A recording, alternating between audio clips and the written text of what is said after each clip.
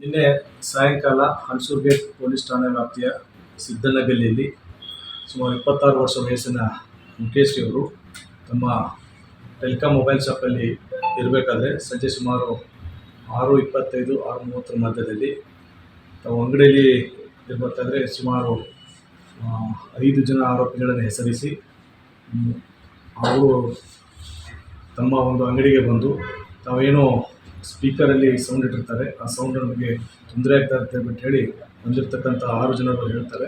ಆ ಹಿನ್ನೆಲೆಯಲ್ಲಿ ಒಬ್ಬರಿಗೊಬ್ಬರು ಮಾತಿಗೆ ಬೆಳೆದು ಈ ಫಿರ್ಯಾದಿದಾರರ ಮೇಲೆ ಬಂದಿರತಕ್ಕಂಥ ಏನೋ ಆರೋಪಿಗಳು ಅವ್ರ ಮೇಲೆ ಹಲ್ಲೆ ಮಾಡ್ತಾರೆ. ಹಲ್ಲೆ ಮಾಡಿ ಅವ್ರನ್ನ ಅಂಗಡಿಯಿಂದ ಹೊರಗೆ ಎಳೆದು ನಮ್ಮ ಮಾರಣಾಂತಿಕವಾಗಿ ಮಾರಕಾಸ್ತ್ರಗಳಿಂದ ಹಲ್ಲೆ ಮಾಡಿದ್ರ ಬಗ್ಗೆ ಹಾಗೂ ಅವರನ್ನು ಜೀವ ಬೆದರಿಕೆ ಹಾಕಿದ್ರ ಬಗ್ಗೆ ಮತ್ತು ಅಲ್ಲೇ ಇದ್ದಿರ್ತಕ್ಕಂಥ ಸ್ಪೀಕರಿಂದ ಮುಖಕ್ಕೆ ಮತ್ತು ಹೊಟ್ಟೆಗೆ ಹೊಡೆದು ರಕ್ತಗಾಯಪಡಿಸಿರ್ತಾರೆ ಅಂತ ಹೇಳಿ ನೀಡಿರ್ತಕ್ಕಂಥ ಪ್ರಕರಣದ ಹಿನ್ನೆಲೆಯಲ್ಲಿ ಒಂದು ಪ್ರಕರಣ ದಾಖಲಿಸಿಕೊಂಡು ತನಿಖೆಯನ್ನು ಕೈಗೊಂಡು ಈ ದಿನ 3 ಜನ ಆರೋಪಿಗಳನ್ನು ನಾವು ವಶಕ್ಕೆ ಪಡೆದು ವಿಚಾರಣೆ ಮಾಡಿ ಅವರನ್ನು ದಸ್ತಗಿರಿಗೊಳಪಡಿಸಿ ಈಗ ಹಾಲಿ ಅವರನ್ನು ನಾವು ನ್ಯಾಯಾಂಗ ಬಂಧನಕ್ಕೆ ಒಪ್ಪಿಸಿದ್ದೇವೆ. ಇನ್ನೂ ಈ ಪ್ರಕರಣದಲ್ಲಿ ಉಳಿದಿರ್ತಕ್ಕಂಥ ಆರೋಪಿಗಳ ಬಗ್ಗೆ ಪತ್ತೆ ಕಾರ್ಯ ನಡೆದಿದ್ದು ಉಳಿದಂಥ ಆರೋಪಿಗಳನ್ನು ಕೂಡ ಪತ್ತೆ ಮಾಡಿ ಅವರನ್ನು ದಸ್ತಗಿರಿ ಮೇಲೆ ಕೊಂಡೊಯ್ಯಲಾಗುವುದು.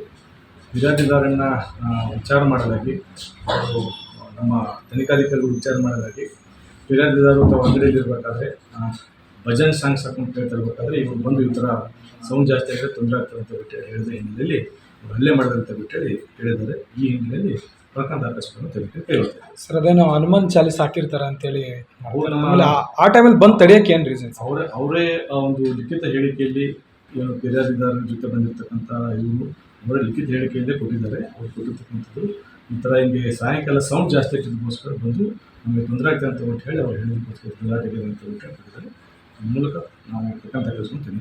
ಸರ್, ಕಂಪ್ಲೇಂಟ್ ಪಟ್ಟಿ ಹೇಳೋದು ಸರ್, ಸೌಂಡ್ ಜಾಸ್ತಿ ಇಕ್ಕಿದ್ದಕ್ಕೆ ಕಂಪ್ಲೇಂಟ್ ಪಟ್ಟಿ ಅಂದರೆ ಗಾಯಗಳು. ಸರ್, ಇನ್ನೊಂದು ರೀತಿ ಬಿಂಬಿಸಲಾಗ್ತದೆ ಸರ್, ಅಲ್ಲಿ ಮಸೀದಿ ಇದೆ, ಜೊತೆಗೆ ಸಂಜೆ ಆ ಟೈಮಲ್ಲಿ ಅಂತೇಳಿ ದಾಖಲಾಗಿದ್ದೇವೆ. ಒಂದು ಪ್ರಕರಣ ಅಂತಂದರೆ 2018ನೇ ಸಾಲಿನಲ್ಲಿ ಎಕ್ಸ್ಟಾರ್ಷನ್, ದುಡ್ಡಿಗೋಸ್ಕರ ಅವನು ಬೆದರಿಸಿ ದುಡ್ಡನ್ನು ಕಿತ್ಕೊಳ್ಳಬೇಕು ಅಂತ ಪ್ರಕರಣ ದಾಖಲಾಗಿದೆ.